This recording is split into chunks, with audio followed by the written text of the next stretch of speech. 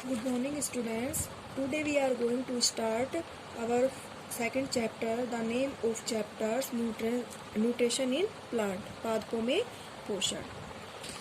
तो देखो nutrition in plant में you can our living organism need food. सभी सजीव जो होते हैं उन्हें भोजन की आवश्यकता होती है. Plant can make their food by timeless but human can not. पादप जो होते हैं वे अपना भोजन स्वयं बना सकते हैं, लेकिन मनुष्य जो होते हैं अपना भोजन स्वयं नहीं बना सकते. They depend on plant and animals for their food. मनुष्य जो होते हैं वो पादपों पर और जंतुओं पर भोजन के लिए निर्भर करते हैं. Why living things need food. तो सजीव अपने भोजन का निर्माण क्यों नहीं कर पाते हैं, या फिर कहें कि सजीवों को भोजन की आवश्यकता क्यों होती है. तो food is essential for the growth, development, maintain and repair of body cells of living things. Food is essential. भोजन जो होता है आवश्यक होता है किस लिए? ग्रोथ के लिए, डेवलपमेंट के लिए, बॉडी को मेंटेन रखने के लिए, रिपेयर करने के लिए, बॉडी की जो सेल्स होती है उनकी क्षतिपूर्ति करने के लिए. सजीवों को भोजन की आवश्यकता किस किस में होती है? ग्रोथ करने के लिए, डेवलपमेंट करने के लिए, बॉडी मेंटेन करने के लिए, बॉडी को रिपेयर करने के लिए, और बॉडी की जो सेल्स होती है उनकी क्षतिपूर्ति करने के लिए. Living things get energy for different activities for food. यानी कि जो सजीव जो होते हैं उनको बहुत सारी डिफरेंट एक्टिविटीज करने के लिए एनर्जी की आवश्यकता होती है, और वो एनर्जी कहाँ से मिलती है? भोजन से.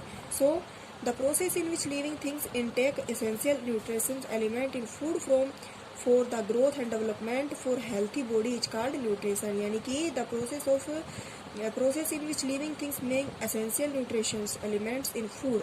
कि जो मनुष्य सजीव जो होते हैं उनको अपने शरीर के अच्छी तरीके से वृद्धि और विकास करने के लिए, बॉडी को हेल्थी रखने के लिए जिन एलिमेंट्स की आवश्यकता होती है, जिन पोषक तत्वों की एलिमेंट्स की आवश्यकता होती है, उन्हें पोषक तत्व कहते हैं, उन्हें न्यूट्रिशन कहते हैं.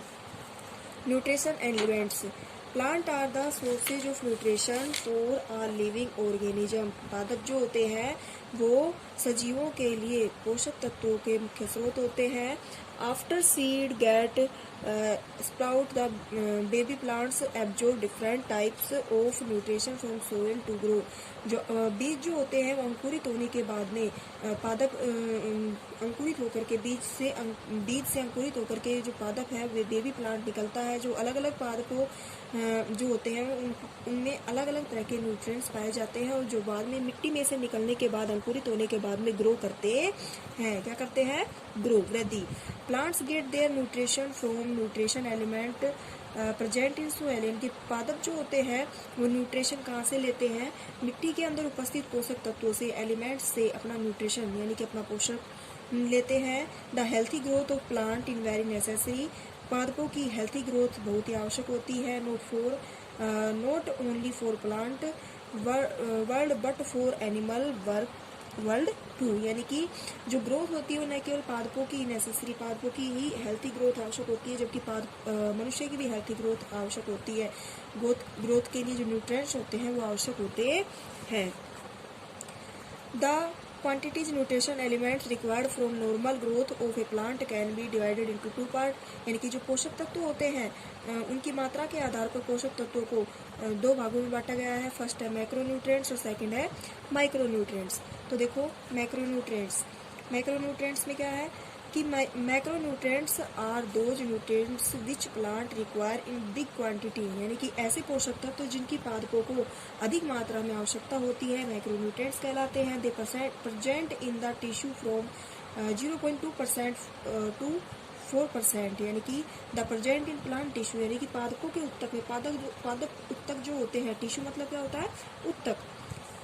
टिश्यू का हो जाएगा उत्तक. यानी कि पादप उत्तक जो होते हैं उनके अंदर मैक्रोन्यूट्रिएंट की मात्रा जो होती है वो 0.2 से 4% तक होती है. जैसे कि example carbon, hydrogen, oxygen, nitrogen, potassium, calcium, magnesium और पोटास. ये सभी क्या है?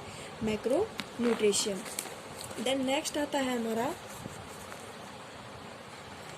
Macronutrients can be divided into two part जो मैक्रो न्यूट्रिएंट्स होते हैं उनको भी दो भागों में डिवाइड किया गया है। फर्स्ट है प्राइमरी न्यूट्रिएंट्स और सेकंड है सेकेंडरी न्यूट्रिएंट्स। तो प्राइमरी न्यूट्रिएंट्स के अंदर क्या आता है, नाइट्रोजन, फॉस्फोरस और पोटेशियम, ये जो होते हैं ये क्या होते हैं, प्राइमरी न्यूट्रिएंट्स होते हैं। Then secondary nutrients calcium, magnesium और potash.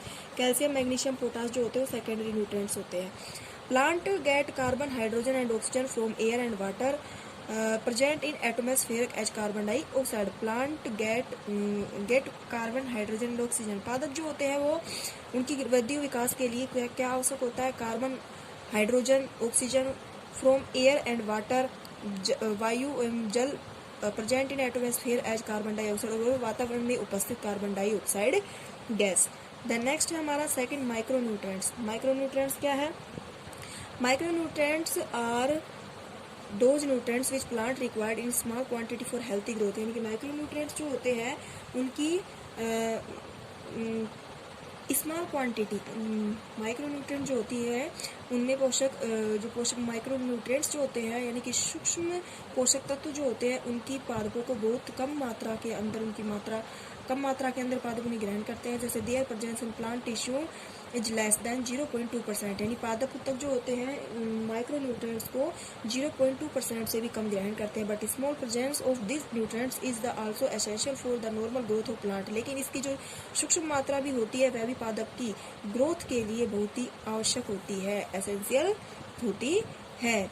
Deficiency of even a single nutrients can make plant sick, यानी कि हम कह सकते हैं कि जो सूक्ष्म पोषक तत्व होते हैं उनकी आवश्यकता पौधों के लिए महत्वपूर्ण होती है। For example zinc, copper, magnesium, iron, boron, chlorine, निकल आर माइक्रो न्यूट्रिएंट्स। ये सारे क्या है, माइक्रो न्यूट्रिएंट्स। देखो माइक्रो न्यूट्रिएंट्स पोषक तत्वों को या न्यूट्रिएंट्स को टू पार्ट में डिवाइड किया गया है, macro nutrients then micro nutrients. Macro nutrients को भी टू पार्ट में डिवाइड किया गया है, primary nutrients and secondary nutrients. Okay.